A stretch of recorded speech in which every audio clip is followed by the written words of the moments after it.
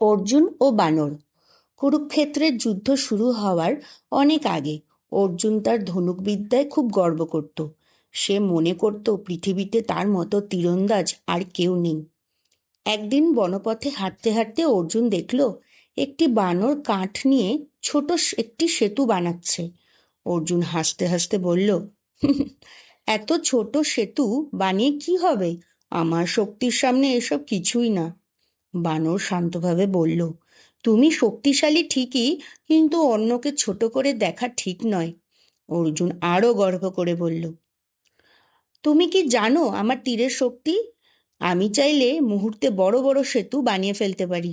বানর হেসে বলল, তাহলে দেখা যাক। চ্যালেঞ্জ শুরু হলো। অর্জুন তীর ছুঁড়ে এক বিশাল সেতু বানালো নদীর উপর।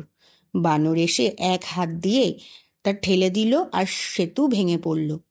অর্জুন অবাক, রাগে বলল, কে তুমি? আমার শক্তিকে এমন করে চ্যালেঞ্জ করছো? ঠিক সেই সময় ভগবান শ্রীরামচন্দ্র সেখানে উপস্থিত হলেন। অর্জুন বিস্মিত হয়ে প্রণাম করল।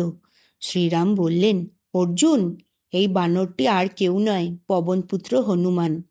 তোমার ধনুকবিদ্যা অসাধারণ, কিন্তু গর্ব নয়, নম্রতাই মানুষের আসল শক্তি। অর্জুন মাথা নত করে বলল, আমি বুঝেছি প্রভু, অন্যকে ছোট দেখলে নিজের শক্তিও ছোট হয়ে যায়। হনুমান হাসলেন এবং আশীর্বাদ দিয়ে বললেন, আজ থেকে যুদ্ধক্ষেত্রে তোমার রথের পতাকায় আমি থাকব, তোমাকে রক্ষা করব। এইভাবেই অর্জুন নম্রতার শিক্ষা পেল। গল্প থেকে নীতি শিক্ষা: গর্ব নয়, নম্রতাই মানুষের আসল গুণ। অন্যকে ছোট করে দেখা কখনো উচিত নয়। সবার মধ্যেই শক্তি আছে, তার সম্মান করতে জানতে হয়।